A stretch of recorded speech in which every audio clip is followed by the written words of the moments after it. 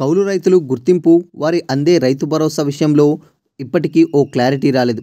ప్రభుత్వం సైతం స్పష్టమైన విధానం రూపొందించలేదు. వారిని ఏ ప్రాసెస్ ప్రకారం ఎంపిక చేస్తారు, సాయం అందేందుకు ఎలాంటి మార్గదర్శకాలు అమల్లో ఉన్నాయనేది స్పష్టం కాలేదు. కానీ కౌలు రైతుల గుర్తింపు ప్రక్రియ గ్రామ సభల ద్వారా చేయొచ్చని ధరణి కమిటీ సభ్యులు చెబుతున్నారు. కౌలుదారు తెల్ల కాగితంపై తన సాగు వివరాలు స్పష్టం చేస్తూ దరఖాస్తు చేసుకోవాల్సి ఉంటుందని, దానికి గ్రామ సభలో పెట్టి బహిరంగ ప్రకటించాల్సి ఉంటుందని, పట్టాదారులెవరూ అబ్జెక్షన్ చెప్పకపోతే అతన్ని కౌలు రైతుగా గుర్తించొచ్చని చెబుతున్నారు. ఒకవేళ హక్కుదారుడు దీనిపై ఏమైనా అభ్యంతరం వ్యక్తం చేస్తే ఎవరేం చేయలేరని పేర్కొంటున్నారు. కౌలుదారుడి గుర్తింపునకు 1,00,000 ప్రశ్నలు ముందుకొస్తున్నాయి. తన సొంత భూమికి వచ్చే సాయం కౌలుదారుడికి అందితే కొన్నేళ్ల తర్వాత ఆ భూమి ఎక్కడ తనదేనంటాడోనని, రికార్డులోనూ పేరు మారుతుందోననే భయం పట్టాదారులో ఉన్నది.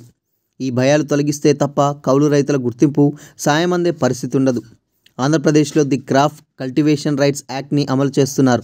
గతంలో భూమి అధీకృత సాగుదారు చట్టం 2012 ప్రకారం గుర్తింపు ప్రక్రియ ఉండేది. ఇవన్నీ భూమి హక్కుదారుడికి నష్టం వాటిల్లకుండా ఏర్పాటు చేసినవే. వీటిని ప్రచారంలో పెట్టకపోవడంతో పట్టాదారులెవరూ భూములు కౌలుకిచ్చినట్లు వెల్లడించే అవకాశం లేదు. ఎన్నికల మేనిఫెస్టోలో కాంగ్రెస్ పార్టీ కౌలు రైతులకు సైతం రైతు భరోసా అందిస్తామని ప్రకటించింది. కానీ ఈ గుర్తింపు ప్రక్రియ ప్రభుత్వానికి ఒకంత కష్టతరంగానే మారింది. వారికి సాయం అందించాల్సిందేనని అన్ని సంఘాల నుంచి డిమాండ్ వస్తున్నది. కానీ ఏ కార్మిక, రైతు సంఘ నాయకుడు గుర్తింపునకు ఉన్న అంశాలపై మాత్రం మాట్లాడడం లేదు. ప్రభుత్వాన్ని ఇరుకున పెట్టేందుకే ప్లాన్ చేస్తున్నారు. రైతు భరోసా ఎన్ని ఎకరాలు ఇవ్వాలన్న అంశంపై నిర్వహిస్తున్న మీటింగుల్లోనూ ఈ ఇష్యూనే హైలైట్ చేస్తున్నారు. కనీసం దీనికి అనువుగా ఉన్న చట్టాల గురించి నాయకులెవరూ ప్రభుత్వం దృష్టికి తీసుకురావడం లేదు. కౌలు రైతుల గుర్తింపునకు అధీకృత సాగుదారు చట్టం 2012 అమల్లో ఉంది. దీని ద్వారా 2012-13లో 6 లక్షల మందిని కౌలుదారులుగా గుర్తించారు. వారికి గుర్తింపు కార్డులు సైతం జారీ చేశారు. వాటితో పాటు ప్రభుత్వం సాయం అందుకున్నారు. బ్యాంకుల నుంచి రుణాలు కూడా పొందారు. పట్టాదారుల పాస్బుక్తోనే రాతపూర్వకంగా లేకపోయినా పర్వాలేదు.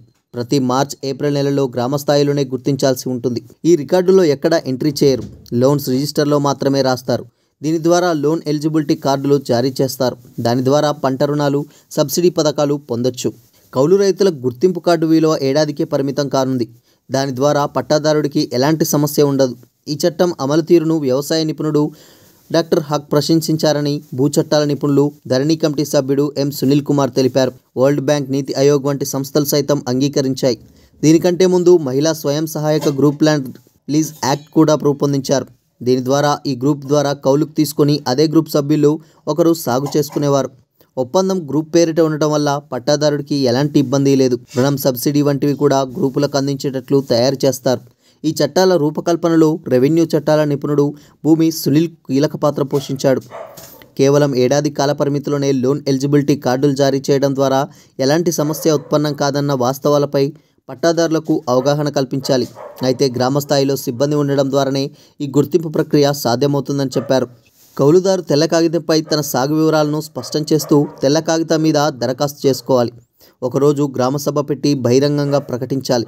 పట్టాదారులెవరూ అబ్జెక్షన్ చేయకపోతే కౌలు రైతుగా ఆ ఏడాదికి గుర్తించొచ్చని భూమి సునీల్ అభిప్రాయపడ్డారు. ఇక్కడెక్కడా పట్టాదారుడు సంతకం చేయరు. అగ్రిమెంట్ పేపరో ఉండదు. గ్రామసభ ద్వారా మాత్రమే వివరాలు నమోదు చేసి రైతు భరోసా కింద సాయం అందించే వీలుంటుందని నిపుణులు చెబుతున్నారు. హక్కుదారుడు ఏమైనా అభ్యంతరం వ్యక్తం చేస్తే ఎవరేం చేయలేరని క్లారిటీ ఇస్తున్నారు. పట్టాదారుడి సంతకం కావాలంటే మాత్రం సాధ్యమయ్యే పని కాదంటున్నారు. ఎక్కడా సంతకాలు లేకుండా చేసే ప్రక్రియతో సాగుదారుడికి వచ్చే ప్రమాదమే ఉండదని చెప్తున్నారు. ప్రభుత్వం కౌలుదారు గుర్తింపు విధానం సందేహాలను నివృత్తి చేయాల్సిన అవసరం ఉందని, ఇదే అంశాన్ని ప్రభుత్వం దృష్టికి తీసుకెళ్తామని ధరణి కమిటీ సభ్యుడు ఎం. కోదండరామిరెడ్డి తెలిపారు.